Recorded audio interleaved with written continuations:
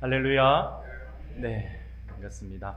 또 하나님께서 주시는 큰 은혜가 우리 사랑하는 성도님들 모두 위에 더욱더 크게 차고 넘쳐나기를 소원합니다. 오늘도 귀한 시간들을 통하여서 하나님의 영광을 바라볼 수 있는 그러한 은혜의 시간이 되기를 원합니다. 고린도전서 우리가 9장의 말씀을 우리가 함께 읽었습니다. 오늘 고린도전서 9장 19절부터 23절까지의 말씀을 우리가 함께 보았죠. 지혜롭게 적응하라 라는 제목으로 같이 말씀을 잠시 살펴보면서 하나님의 은혜를 나누고자 합니다. 사랑하는 우리 성도 여러분, 혹시 여러분들 가운데 몸이 유연해서 자신의 유연함을 자랑하실 분이 계실까요? 어릴 때는 소시적에는 참 몸이 유연했던 것 같은데 지금 우리가 물론 우리 청년들과 젊은 세대들은 좀 다르겠지만 하루하루가 다르게 몸이 뻣뻣해지고 있음을 보게 됩니다. 그래서 혹시 말씀 준비하는데 아직까지도 우리 성도님들 가운데에서 나 아직 몸이 너무 유연해요 하면서 자기의 유연함을 자랑하실 수 있는 분이 얼마나 계실까라는 생각이 많이 들어서 한번 여쭤봤습니다. 예전에 우리가 자신의 몸이 유연하다라고 하는 걸 자랑하기 위해서 보면 많이 보여주었던 것이, 그렇죠?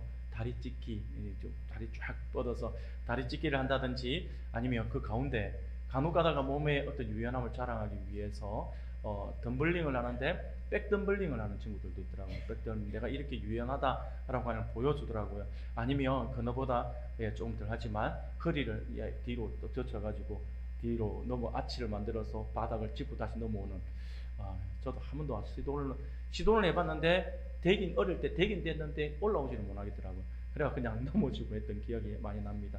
그런데 우리가 이렇게 자신의 몸의 유연성을 우리가 자랑했던 방법 가운데 가장 쉽게 우리가 표현했던 방법들이 아마도 여러분들 한 번씩은 다 해보셨을 거예요. 꼿꼿하게 무릎을 핀 상태에서 허리를 굽혀서 손바닥이 바닥에 닿게 하는 자세를 보통 많이 하죠. 그래서 무릎을 굽혀가지고 대는 거 말고 무릎을 딱 차렷한 상태에서 바닥에 대는 이거, 저도 예전에는 아주 쉽게 했던 동작이었던 것 같아요. 굉장히 몸이 유연해서 굉장히 이게 이렇게 쉽게 되었는데 이제는 거의 불가능한 상태가 되어 버렸습니다. 그런데 얼마 전에 이제 글을 하나 보는데 재밌는 글이 있어가지고 제가 기억이 나서 소개하는데요. 글을 보는데 무릎을 꼿꼿하게 우리가 편 상태에서 허리를 굽혀서 손바닥에 그 바닥에 닿게 하는 이 자세 한 번씩은 다 해보셨죠? 내 몸이 이리 유연하다라고 하면서 한 번씩 해보셨잖아요.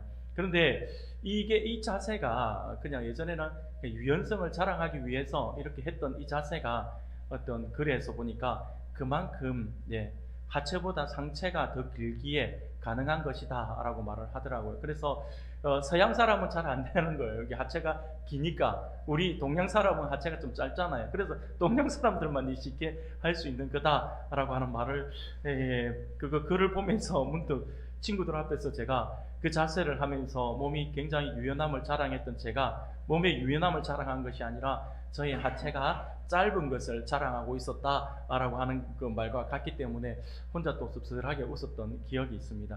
사랑하는 여러분, 유연성이라고 하는 것을 이야기를 하면서 시작을 하는데요. 이 유연성은요, 우리 몸에 있어서 정말 중요한 것이다라고 할 수가 있습니다. 얼마 전에 제가 우연히 이제 그 유튜브라고 하는 그 방송을 보는데 딱 지나가는 특히 화면에 보니까 제목에 이제 유연성에 대해서 이렇게 설명을 하는데 유연성 점수가 높으면 사망률이 낮다라는 소제목이 딱 지나가는 거예요. 이게 뭔 말일까 싶어 봤더니 얼마 전에 TV 생로병사의 비밀인가? 라고 하는 프로그램이 있는데 그 프로그램에서 했던 방영을 등중에서 짧게 잘라서 이걸 설명하고 있는 그런 이야기였어요. 그런데 이렇게 유연성 점수가 높으면 사망률이 낮다라고 하는 이야기를 하면서 한 영상을 보여주는데 제가 깜짝 놀랐어요. 어떤 영상이냐니까 올해 98세의 일본의 가와모토 시즈코라고 하는 할머니가 계세요. 이 할머니가 올해 98세인데 이 할머니가 달리기 하는 영상을 보여주는데 제가 그 달리기 하는 데 보면서 깜짝 놀랐어요. 왜냐하면 놀랍게도 이 할머니가 이제 달리기를 그냥 하는 것이 아니라 달리기 대회를 나간 거예요. 100m 달리기 대회를 나가죠. 98세의 할머니가 그게 98세 정도 되니까 달리기를 하는데 남녀 혼합을 하는 거예요. 남자는 남자끼리, 여자는 여자끼리가 아니라 그냥 섞어서 같이 하더라고요. 남녀 혼합부 100m 달리기를 하는데 그 자그마치 28초 85에 그 100m를 달리는 거예요. 여러분 안 놀라우세요? 소시적 생각하시면 안 돼요. 내 어릴 때 나는 10초 때에 뛰었는데 내 16초, 뭐 17초, 내 지금 나하고 비교하면 안 된다니까요. 98세예요. 98세 할머니가 28초에 뛰었다라고 하는 건 어마어마한 거예요. 여러분들 깜짝 놀라야 될 이야기예요. 이거는 진짜 놀랄 이야기예요. 왜냐니까 연령대별 세계 신기록을 세우는 장면이었던 거죠. 세계 신기록이에요. 98세 할머니는 걸어가기도 힘들어요. 근데 그걸 달려가지고 그렇게 했다라고 하는 걸 듣고 제가 깜짝 놀랐어요. 깜짝 놀라면서 계속 영상을 보는데, 그런데 이 할머니가 어떻게 그런 몸을, 그런 체력을 유지할 수 있었는가를 소개하는 거예요. 근데 이 할머니가 30년간 매일 습관처럼 했던 것이 있는데 그게 뭐냐니까 유연성 스트레칭이었어요. 유연성 스트레칭이 돼서 몸 풀고 뭐 다리 펴고 뭐 허리 뭐 이거 있잖아요. 이런 거 유연성 스트레칭을 하는데 웬만한 그냥 젊은 사람보다 더 잘하는 거야. 그래서 카메라를 들고 있던 그 감독이 카메라를 내려놓고 다른 사람한테 맡겨놓고 할머니하고 옆에서 같이 해보는 거예요. 근데 못 따라가요. 할머니가 너무나도 유연하게 자기 몸을 돌리고 하는 것을 보여주는 거죠. 그러니까 이 할머니가 이 30년 동안 이거 습관처럼 이 스트레칭을, 유연성 스트레칭을 해왔는데 지금까지 한 번도 그냥 넘어진 적이 없다.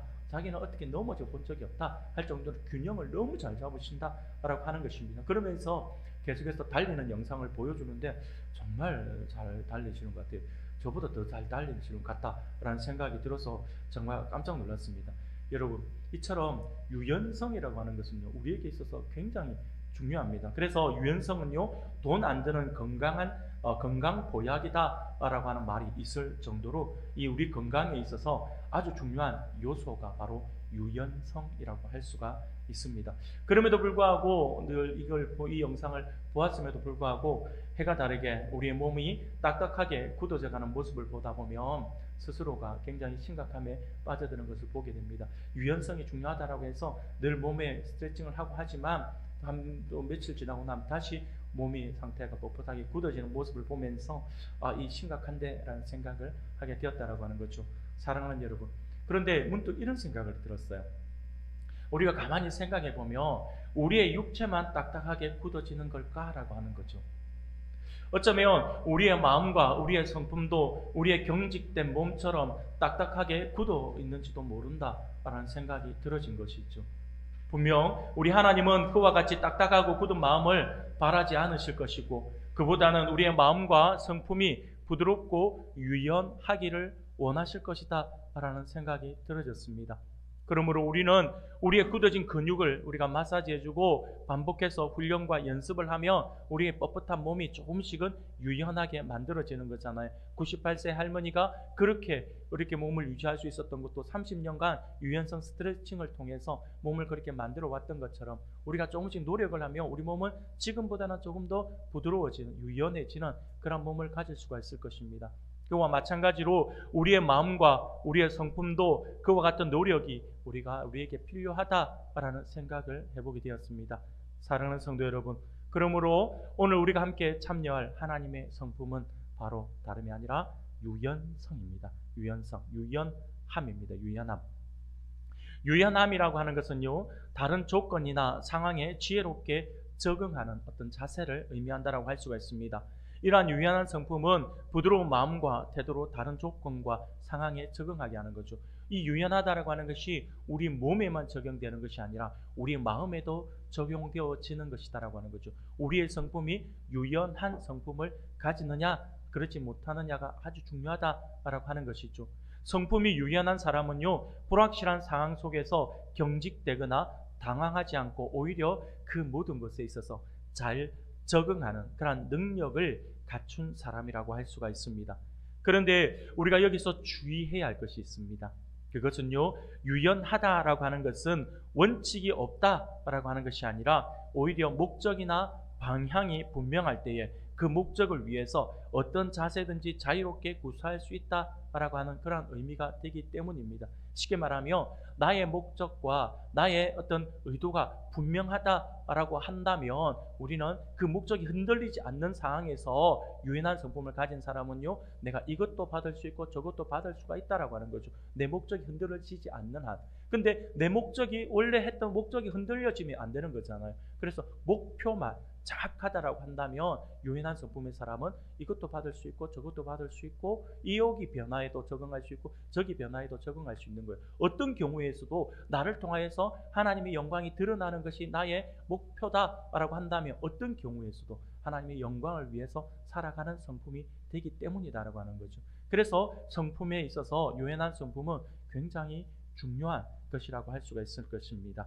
사랑하는 여러분, 그러므로 유연한 사람은요, 불확실하거나 예기치 못한 일들 앞에서 당황하거나 경직되지 않고 다른 사람을 존중하면서 변화에 적절히 대응하는 것을 볼 수가 있습니다. 특별히 오늘 말씀을 통해서 바울이라고 하는 인물이 어떻게 자신의 삶과 사역의 자리에서 유연한 마음과 성품으로 애쓰며 살아갔는지를 오늘 우리가 함께 살펴보면서 하나님의 은혜를 나누고자 합니다. 사랑하는 우리 성도 여러분, 오늘 우리가 함께 읽은 본문의 말씀은요, 바울이 스스로 자신이 가질 수 있는 권리와 자유를 제한한 궁극적 목적에 대해서 설명을 해주고 있음을 보게 됩니다. 곧 모든 사람으로부터 자유로운 자유인이라고 할 수 있는 바울이 스스로를 종이 되기로 선택을 했다라고 하는 거죠. 그런데 왜 바울이 스스로 모든 사람들의 종이 되기로 선택을 했는지, 자유인인 내가 스스로가 지금 종이 되겠다라고 하는 거거든요. 그 이유를 바울이 설명하고 있어요. 바울이 뭐라고 설명하고 있냐니까 그 이유가 더 많은 사람들을 얻기 위함이다라고 이렇게 표현을 하고 있습니다. 바울은 자신이 예수 그리스도의 복음을 위해서 자신의 권한을 절제함은 물론 한 걸음 더 나아가서 모든 사람들의 종이 되었다라고 이렇게 표현을 하고 있는 것입니다. 그것을 오늘 본문 19절에서 이렇게 말씀을 하는 거죠. 우리가 같이 한번 읽어볼까요? 같이 읽겠습니다. 시작. 내가 모든 사람에게서 종이 된 것은 더 많은 사람을 얻고자 함이라. 아멘. 사실 바울은요, 누구보다 성숙한 믿음과 온전한 영적 지식을 가지고 있었기 때문에 실제로 예수 그리스도 안에서 참된 자유를 누리고 있는 그러한 인물이었습니다. 하지만 그는 자신의 자유를 희생해서라도 다른 사람들을 구원하려고 하는 열망을 가졌다라고 하는 것이죠. 내가 자유하지만, 나는 무엇이든지 그리스도의 은혜 안에서 자유를 누릴 수가 있지만, 그러나 내가 자유를 억제하고 절제하고 내가 스스로를 매인 사람으로 살아가고자 한다라고 하는 거예요. 그 이유가 뭐냐니까 그렇게 함으로 더 많은 사람을 얻을 수가 있다면 나는 그것을 하겠다라고 이렇게 이야기하고, 하겠다뿐만이 아니라 그렇게 하는 삶을 살았다라고 이렇게 이야기를 하고 있는 거죠. 그래서 바울은요 22절에서 이렇게 이야기를 하고 있는 것입니다. 22절 우리가 같이 한번 읽겠습니다. 시작. 약한 자들에게 내가 약한 자와 같이 된 것은 약한 자들을 얻고자 함이요, 내가 여러 사람에게 여러 모습이 된 것은 아무쪼록 몇 사람이라도 구원코자 하고자 함이니. 아멘. 사랑하는 성도 여러분, 이게 바울이 가졌던 마음이에요. 따라서 바울은요 정통 유대인이면서도 율법을 알지 못하는 이방인들에게 복음을 전파할 때는 마치 자신도 율법과 아무 상관없는 사람처럼 처신하면서 그들의 문화적 상황에 스스로를 적응시켰다라고 하는 겁니다. 반면에 여전히 율법 아래에 놓여있는 유대인들에게 복음을 전파할 때는 실제로 자신도 율법을 준수하려고 애쓰는 모습을 보여주기도 했다라고 하는 거죠. 또한 약한 자에게는 약한 자와 같이 행동을 했다라고 하는 것입니다. 사랑하는 여러분, 이 부분은요 굉장히 중요합니다. 우리가 예수 믿는 사람으로서 세상 사람들과 만나서 그들에게 복음을 전해야 되는 거잖아요. 근데 그들과 처음부터 다가갈 때 그들과 사이에서 너와 나는 달라 하며 담을 쌓고 다가간다면 그 사람들이 받아줄까요? 안 받아줍니다. 제가 앞에 있던 교회에서 부교육자 시절에 앞에 있던 교회에서 노인대학을 제가 이렇게 했어요. 노인대학을 하면서 제가 뭐 매 한 달에 뭐 첫 주는 뭐, 둘째 주는 뭐, 셋째 주, 넷째 주 이렇게 해서 구분을 해서 매주 금요일마다 동네 우리 교회 어르신들도 어르신이지만 동네 주변의 어르신들도 초청을 해서 같이 이렇게 교제를 하는 시간을 가졌어요. 근데 그 프로그램 가운데 하나가 노래 교실이 있었어요. 어른들 노래 교실 진짜 좋아하시거든요. 제가 그 노래 교실을 하면서 제가 노래 참 많이 배웠어요. 내 나이가 어때서 그건 막 엄청 잘합니다. 저도 내 나이가 어때서. 그리고 그 눈물을 쪽 빼는 트로트 있더라고요. 홍시 이런 거 있잖아요. 생각이 난다. 막 홍시가 열리면 우리 엄마가 생각난다. 할매들 그거 울면서 불러요. 엄마 생각난다 그러면서 막 부르는데, 그런데 그렇게 그 가운데 노래자랑을 해요. 노래자랑을 하는데, 근데 우리 앉아 계신 분이 동네 어른들만 온 게 아니라 권사님들도 앉아 계시거든요. 근데 어느 권사님이 한 분이 갑자기 저한테 버럭 화를 내시는 거예요. 화를 내는 이유가 뭐냐니까, 어디서 거룩한 성전에서 이런 노래 부른다고, 막 세상 노래 부른다고 막 뭐라 하는 거예요. 그래서 제가 권사님에게 손을 딱 잡고, 그렇죠 권사님, 권사님이 너무 신실해가지고 그러는데, 신실하지 못한 목사가 이런 거 만들어가지고 정말 죄송하다고. 그런데 권사님, 이렇게 해서 앉아 있어가지고 우리가 지나가면서 우리 권사님이 아이고 잘한다, 예수 믿으면 이렇게 좋잖아요, 이 말 한마디 해주면 그게 더 복음이 아닐까요? 했더니 그래도 이건 아니잖아요 하더라고요. 그러고는 그 다음 주부터 권사님이 안 오셨어요. 그래서 제가 한 몇 주를 꼬셨어요. 그러고는 그 다음부터 그러면 내가 한 번만 그러면 내가 하면서 오셨어요. 오셨는데 나중에 노래 자랑할 때 자기가 그 1등 할 거라고 세상 노래 그거 명단다, 목사님 내 뭐 부를까요? 뭐 이러고 있는 모습을 보면서 제가 많이 웃었는데, 여러분 이거예요. 우리가 세상 사람들과 함께 접근을 하는 데 있어서 처음부터 담을 쌓고 가면 복음을 전하기가 참 힘들어요. 이 유연성이 지금 그걸 이야기하고 있는, 바울이 그걸 해요. 약한 자에게는 내가 약한 자같이, 복음이 있는 사람에게 내가 복음이 있는 사람처럼, 복음이 없는 사람에게 내가 복음이 없는 사람처럼 다가갔다라고 하는 거죠. 세상 사람들이 노래 부르고 놀며 거기에 가가지고 같이 뭐 밖에서 단합회 한다고 나갔는데 다른 사람들 막 노래 부르는데 갑자기 내 차례 노래 부르라 그러는데 가만히 탁 하더만은 갑자기 찬송가 다 이러고 찬송가 몇 장 이러면서 갑자기 뭐 빈들의 마름 분위기 싸해지잖아요. 그래 부르기 싫으면 그냥 박수만 쳐주면 돼요. 안 불러도 돼요. 그런데 분위기를 망쳐버리면 그 다음부터 그분들이 교제할 때 우리를 부를까요? 안 불러요. 안 불러. 그럼 복음을 어떻게 전할 건데요? 지금 바울이 이야기하고 있는 게 그거거든요. 사랑하는 여러분, 바울은요 로마 시민이었잖아요. 로마 시민으로서 법적으로 자유인의 신분이었어요. 예수님을 만나고 복음을 받아들임으로써 그리스도 안에서 진정한 자유인이 되었던 사람이에요. 법적인 자유인은 법의 울타리 안에서 그 법을 어기지 않는 범위 안에서 자유를 누릴 수 있는 사람이거든요. 그러나 그리스도의 대속으로 인한 자유인은 하나님의 심판을 받아 마땅한 죄인이라 할지라도 죄와 사망의 저주로부터 벗어나 자유를 얻은 사람이에요. 그 무엇도 그 누구도 더 이상 우리를 속박할 수가 없습니다. 그러므로 그 누구도 바울이 복음 안에서 얻은 진정한 자유를 빼앗을 수가 없다라고 하는 거예요. 아무도 빼앗지 못해요. 그런데 아무도 빼앗을 수 없는 그 자유를 바울은요 스스로 그 권리를 반납하겠다라고 하는 거예요. 바울은 진정한 자유인으로서 누릴 수 있는 권리를 스스로 반납했을 뿐만 아니라 모든 사람을 위해서 종이 되었다라고 이렇게 고백을 하고 있는 것입니다. 그런데 그 이유가 뭐냐라고 했더니 더 많은 사람을 얻기 위함이었다라고 하는 거예요. 더 많은 영혼을 구원하기 위해서 그랬다라고 하는 거죠. 바울은요 진정한 자유인으로서 무엇이든지 행할 수가 있는 자유가 있었지만 그 자유를 복음 전파와 더 많은 영혼을 구원을 하기 위해서 스스로 제한하는 그러한 자유를 행사했다라고 하는 거죠.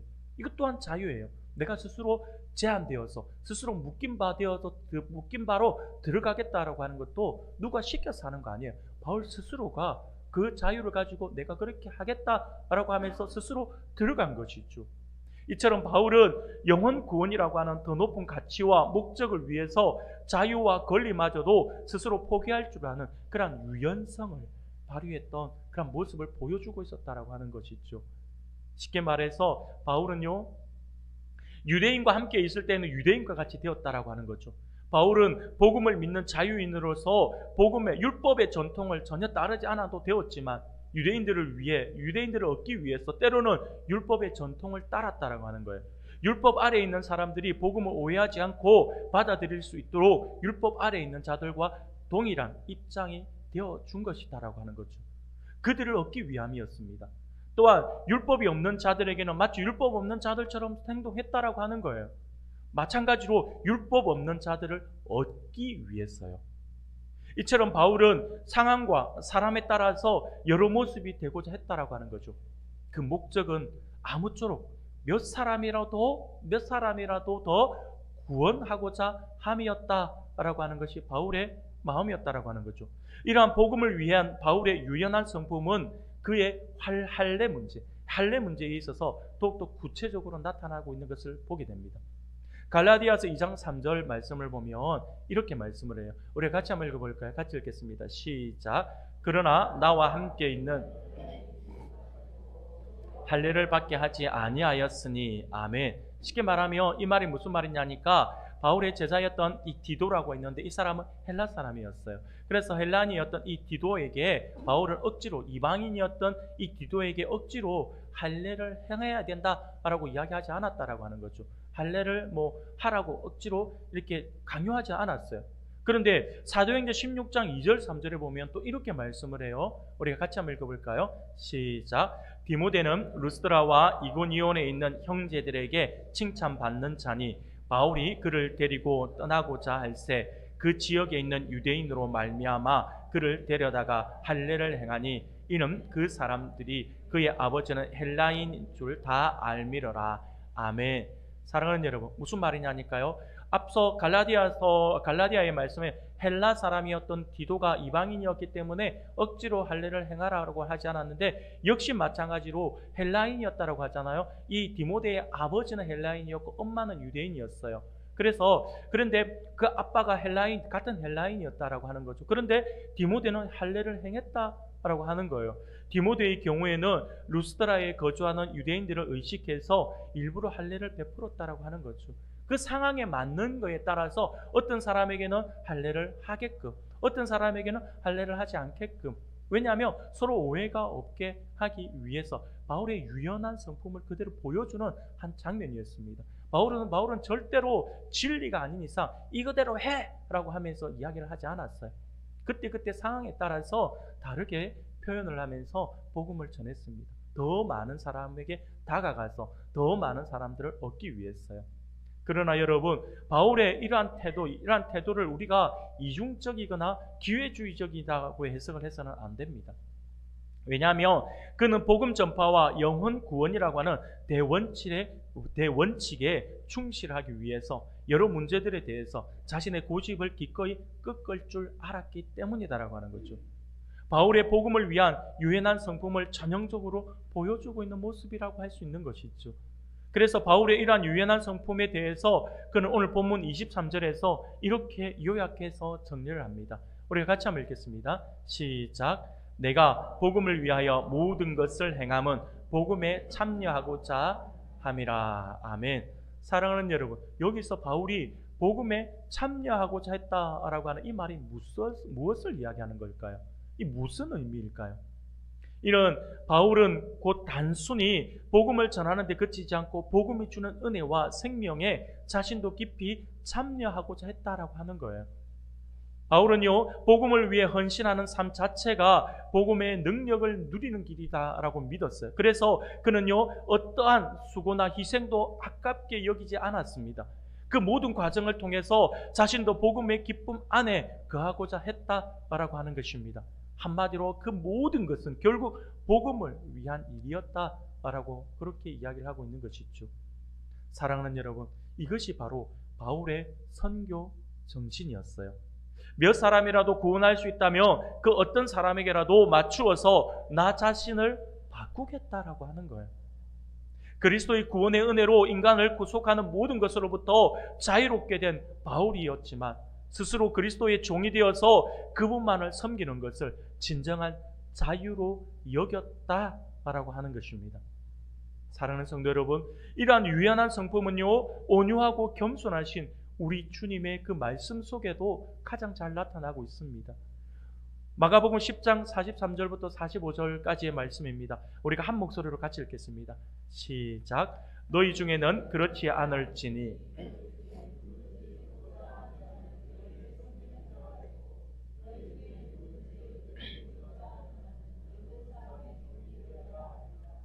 인자가 온 것은 섬김을 받으려 함이 아니라 도리어 섬기려 하고 자기 목숨을 많은 사람의 대속물로 주려 함이니라. 아멘. 사랑하는 성도 여러분, 그렇습니다. 하나님의 아들이신 우리 예수님은요, 가장 높은 곳에서 계신 분이시잖아요.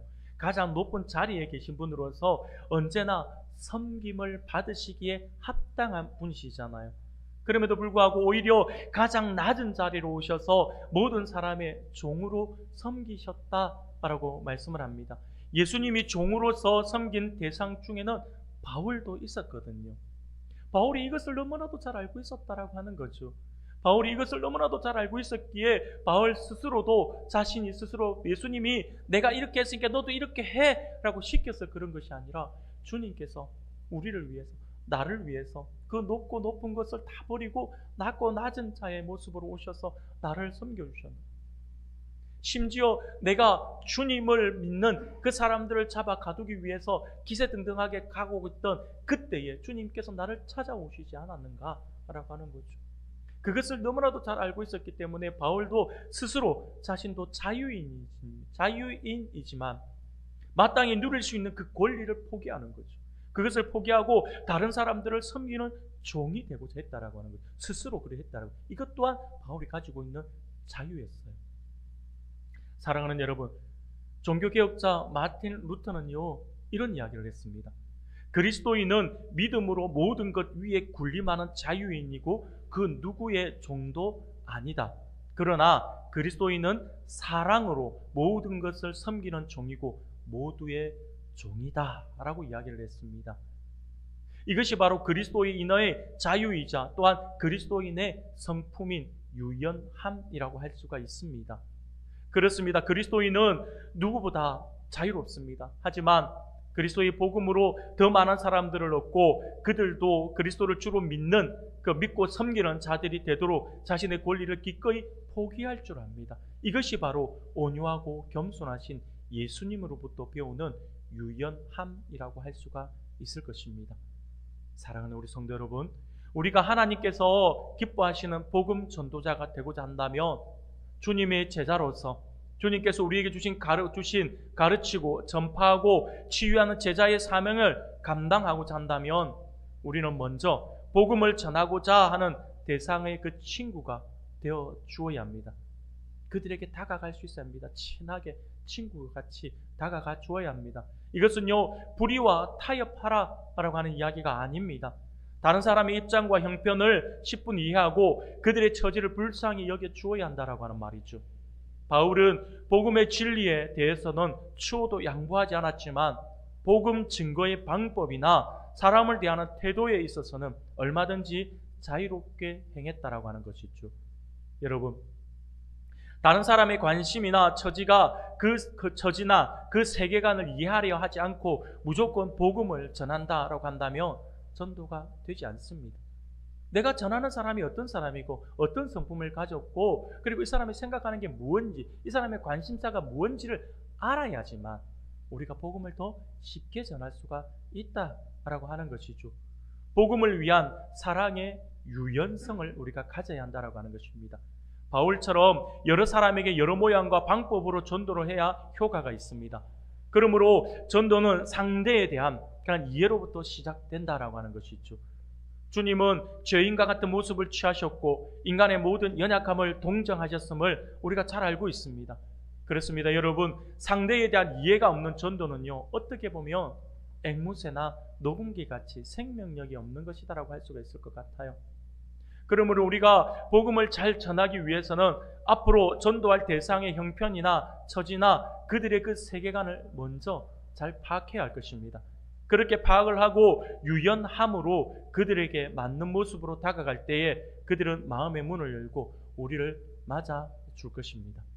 사랑하는 여러분, 이런 의미에서 중국 선교의 아버지라고 일컬어지는 허드슨 테일러의 일화는 우리들에게 너무나도 중요한 교훈을 주고 있다라고 할 수가 있을 것입니다. 허드슨 테일러라고 여러분들 한번 들어보셨을 것 같은데, 이 허드슨 테일러는요, 중국 선교의 아버지라고 불리는데 처음 중국 선교를 이제 갈 때 처음에는 처음부터 성공하지는 않았어요. 처음에는 굉장히 힘들었습니다.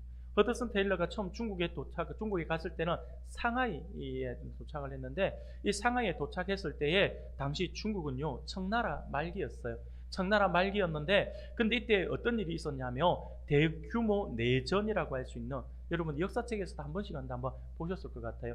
태평천국의 난이라고 하는 일이, 이 난이 일어났습니다. 이 굉장히 어떻게 보면 혼란한 정세 속에서 선교를 시작한 것이죠. 그런데 이 초기 선교 사역은 너무 힘들었어요. 왜냐하면 이 태평천국의 난 때문에 굉장히 안 좋은 인식이 심겨졌기 때문이죠. 왜냐하면 이 태평천국의 난이라고 하는 것이 물론 어마어마한 어떤 그 내전이었는데, 이 한마디로 딱 정리를 해보면 이 태평천국의 난은요 기독교를 기반으로 한 사이비 단체에서 시작된 것이기 때문에 그렇습니다.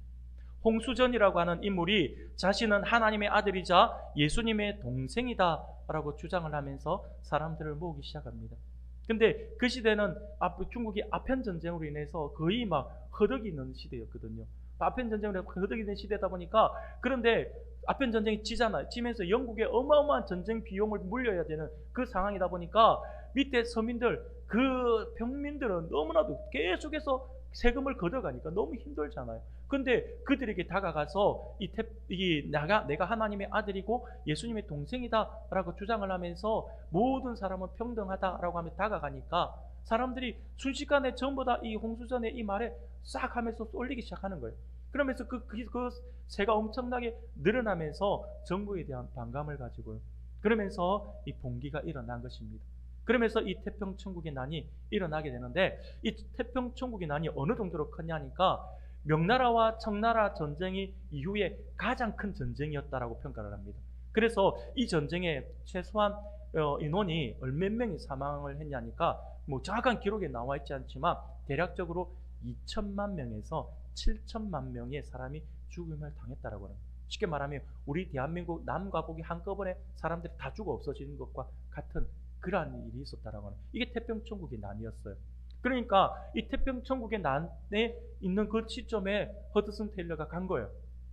왜? 복음을 전하러. 그런데 태평천국의 난이 어마어마한 사람을 죽음에 이르게 만들었잖아요.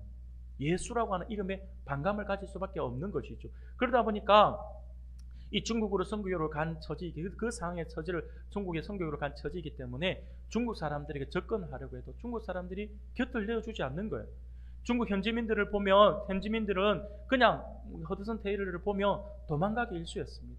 심지어 그는요 영국 신사들이 많이 입는 거 있잖아요. 정장, 검은색 정장에 모자 쓰고 막 지팡이 있잖아요. 영국 신사의 그 모습을 가지고 있다 보니까 심지어 중국 현지인들이 허드슨 테일러를 뭐라고 불렀냐면 검은 악마라고 불렀어요. 그러다 보니까 허드슨 테일러는 너무나도 충격을 받은 거예요. 그러다 보니까 이게 허드슨 테일러 이러면 안 되는 데에서 그때부터 이제 다시 정리를 하기 시작합니다. 어떻게 해야 저들에게 다가갈 수 있을까라고 하면서 기도하던 가운데에서 자신이 이제 깨달은 거예요. 그러면서 자신이 지금까지 고수해왔던 선교의 방식을 완전히 뒤집어 버립니다.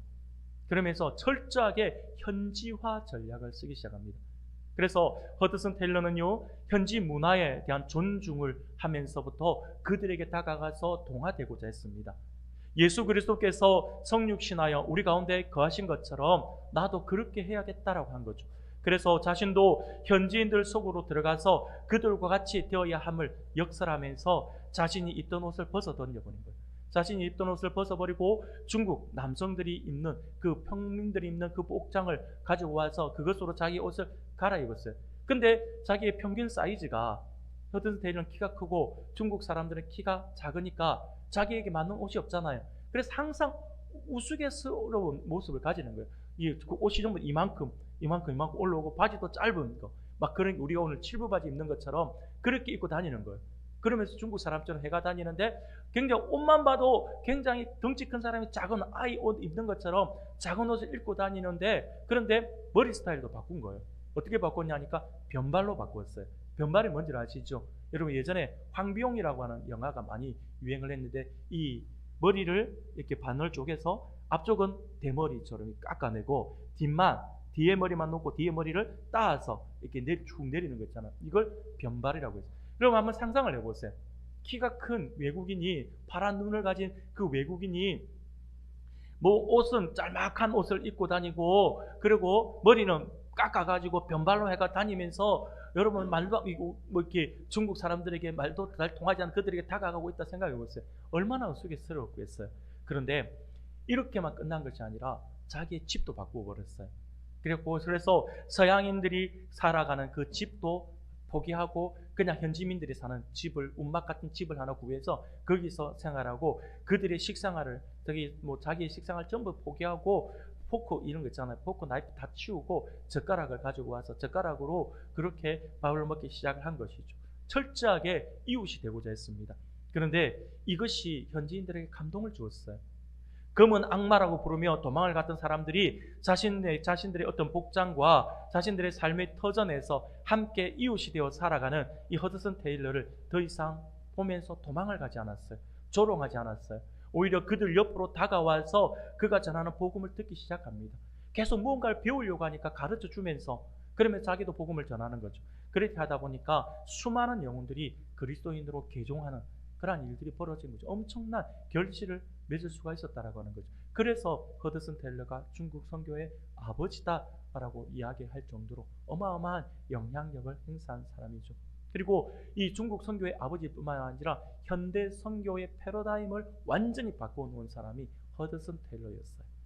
그래서 허드슨 테일러 이전의 선교의 방법과 허드슨 테일러 이후의 선교의 방법이 완전히 나누어진다 할 정도로 굉장한 그러한 어떤 영향을 미쳤던 것입니다. 허드슨 테일러가 보여준 복음을 위한 유연성의 모습이 맺은 결실이라고 할 수가 있겠죠. 사랑하는 우리 성도 여러분, 유연한 성품은요, 부드럽고 연하여 다른 조건이나 상황에 따라 지혜롭게 적응하는 자세라고 말씀을 드렸습니다. 물론 유연하다고 해서 원칙이 없다라고 하는 말이 아니에요. 죄를 범하는 일에 함께해서는 안 됩니다. 다만 더 높고 우선적인 목적과 부르심을 위해서 그 외에 나머지 것들에 대해 부드럽게 조율할 수가 있다라고 하는 것입니다.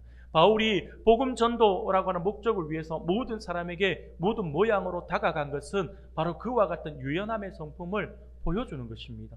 이와 같은 유연함의 성품을 가진 자는요, 불확실한 삶의 상황에서 경직되거나 당황하기보다는 분명한 목적을 위해서 부드럽고 자유롭게 자신의 입장을 바꿀 수 있는 능력이 있다라고 하는 것이죠. 이처럼 유연한 성품은 부드러운 마음과 태도로 다른 조건과 상황에 적응하게 한다라고 하는 사실들을 우리가 분명히 기억해야 할 것입니다. 그래서 여러분들이 분명히 기억해야 할 것은, 우리가 교회 안에서 교제를 나누고 교회 안의 성도들과 함께 교제를 나누고 함께 신앙생활하는 것 너무나도 중요합니다. 그런데 그와 못지않게 여러분, 세상 사람들과 담을 쌓아서는 안 됩니다. 세상에 있는 친구들의 모임이 있다며, 아이고 그 덕이 안 되고 맨날 술 먹는 모임이고 맨날 그 가봤자 엉뚱한 소리만 하고 거기 가봤자 덕이 안 돼라고 하면서 담을 쌓아버리면 안 된다라고 하는 거죠. 오히려 가셔야 합니다. 술 먹는 자리라 하더라도 가셔야 합니다. 술을 마시라는 게 아니에요. 갑자기 우리 목사님 오늘 술 마셔도 된다 이런 이야기 한 거 아니에요. 술 마시는 자리라 하더라도 같이 가셔가지고, 나는 마시지 않고 나는 예수 믿기 때문에, 나는 그거 하나님 기뻐하지 않기 때문에 마시지 않더라도 내가 분위기 맞춰줄 수 있는 거예요. 내가 맞춰주면 다음에 내가 그 분위기 좋아 맞춰줬으니 니도 다음에 내 부탁 하나 들어줘, 이렇게 가능할 수 있잖아요. 그렇게 접근하는 거예요. 가끔 가다가 복음을 전해야 된다고 전도합시다 라고 이야기를 하면 꼭 그런 사람이 있어요. 내 주변은 다 예수 믿는 사람이라서 전도할 사람이 없어요 라고요. 특히 아이들 그런 말 하죠. 우리 반, 자기 반 아이들 다 예수 믿는데요. 제가 부산의 퍼센테이지를 따져보면 한 반에 예수 믿는 아이가 많아봤자 2명, 3명이에요. 그럼에도 불구하고 전도하기 싫으니까 우리 반 아이들은 다 예수 믿는데, 그 이유가 뭘까요? 내가 예수 믿는 친구들하고만 대화를 한다라고 하는 거죠.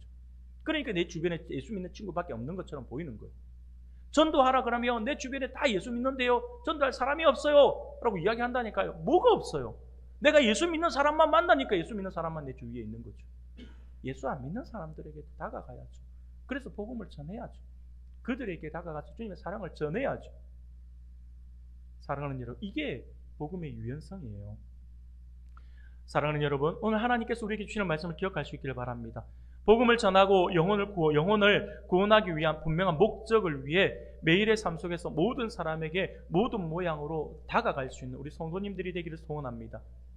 그래서 자유인이지만 스스로 종의 모습을 취하며 이웃을 섬겼던 바울과 같이, 또한 가장 높은 자리에 계신 분이시지만 우리를 위해서 가장 낮은 자리로 내려와서 섬김의 종이 되신 우리 예수님과 같이 유연함의 성품을 발휘해서 주님의 참 사랑을 전하며 주님의 영광을 나타내어서 우리 주님의 몸된 교회, 몸인 우리 은강교회를 더욱더 든든하게 세워나갈 수 있는 우리 모든 성도님들이 다 되시기를 주님의 이름으로 축원합니다.